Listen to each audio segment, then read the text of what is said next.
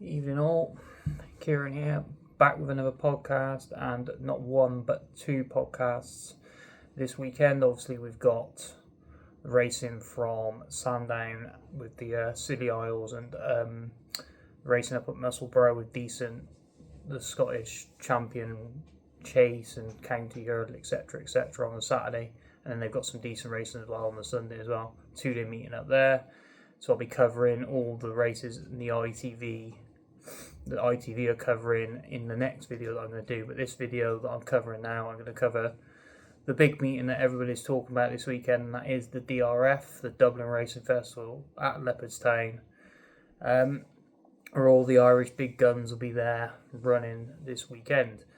So I will go race by race as I've done the last few videos.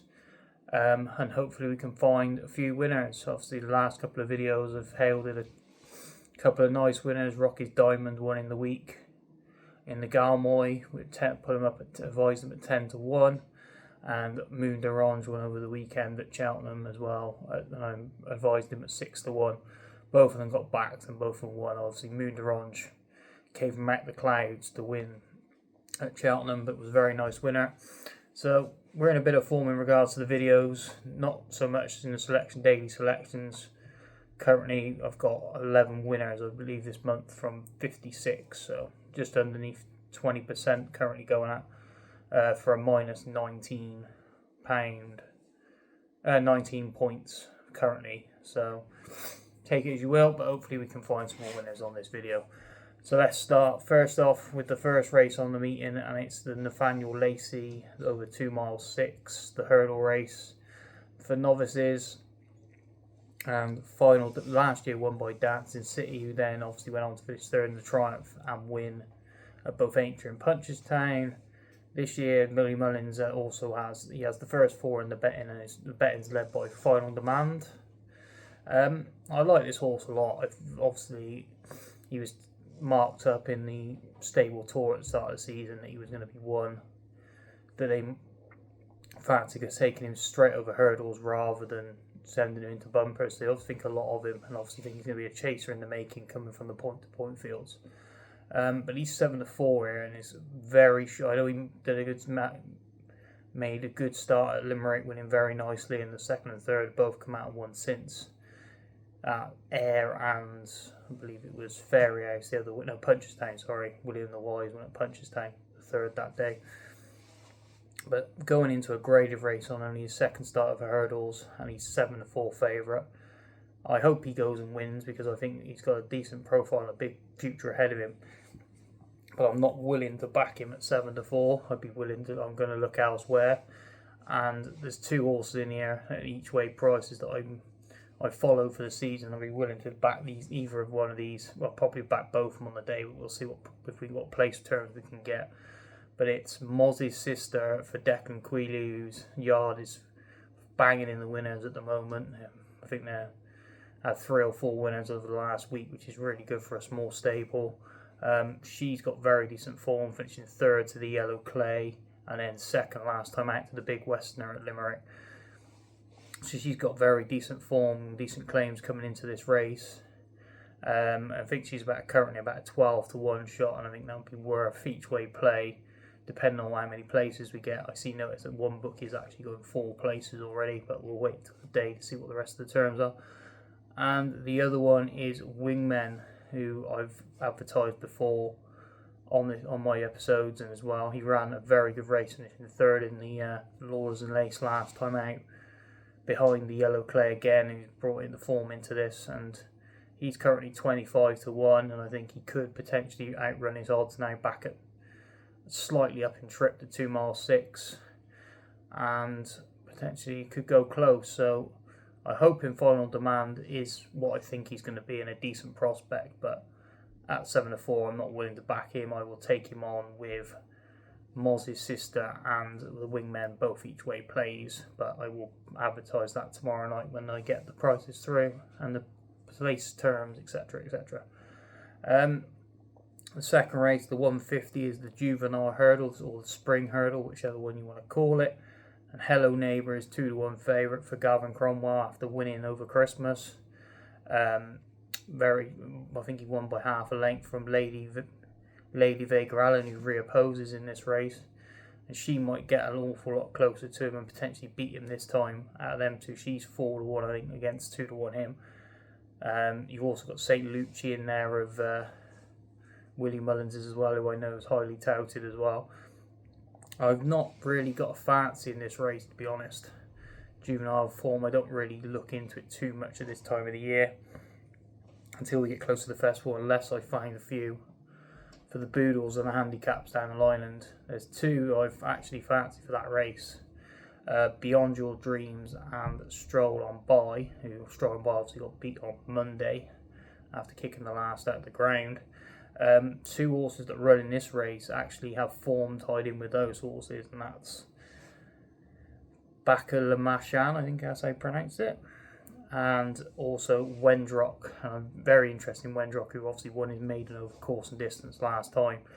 He was only second, he was third to behind Beyond Your Dreams, who was second in the race that Total Look won.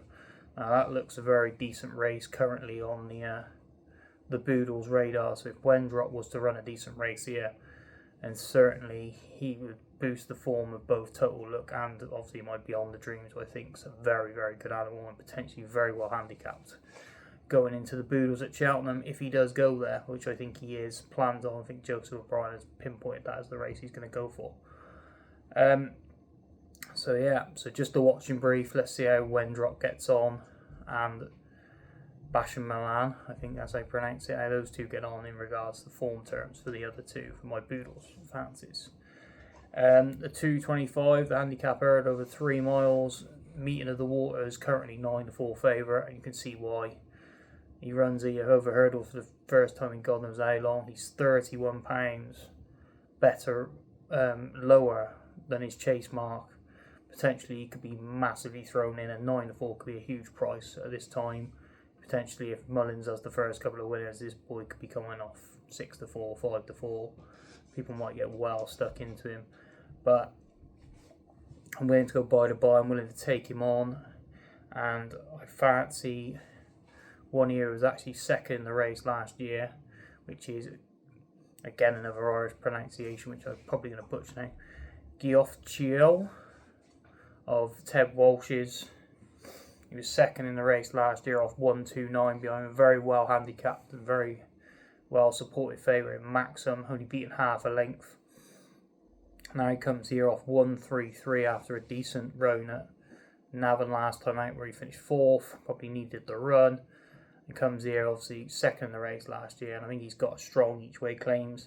Again, wait for the place and see what we get. I think he's currently about 12-1, best price. We'll see what place he's probably going to get 5, potentially 6. Some bookies may go. So he's definitely worth an each way play for me off this sort of mark. The next race is the 255, the Arkle Trial, Madborough, second start of offences, 4-6 favourite.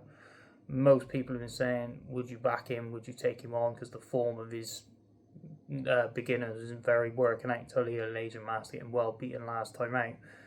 But I think this boy is a bit of a monster, a bit of a freak, and I think we are going to see a performance on Saturday to kind of elevate him back into the Arkle picture. I did put up a tweet a few weeks ago saying that he was probably overpriced currently for the Arkle at 7-2, just because people may not have seen his beginner's chase performance because it wasn't in front of the ITV cameras, etc., like Sergino was when he won the Wayward Lad. Now, don't get me wrong, Sergino, that was an absolute outstanding performance first time up, but I'm hoping we see a similar sort of performance from Madra over the weekend, and potentially we get the clash that we're all going to see that we all want to see at Cheltenham in the Arkle.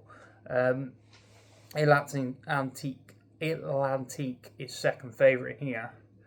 I think he wants off the ground, and potentially he could be taken on for the lead by Touch Me Not, and I think they could both cut each other's throats from the front, I think. And potentially Firefox could be the one to chase Madra home, but I'm just hoping for a big display from Madra. I really like the way he did it on Chase debut, and I think he's got he's a real monster, and like I said, monster freak, you name it. I think he's going to take all the beating in this race. Then we go on to the 3:30, the Irish Gold Cup. Again, another monster, another freak in Galloping Deschamps, his favourite, currently at 4-7. Two-time Gold Cup winner, won brilliantly in the Savills over Christmas, and he will take all the beating again here, I think.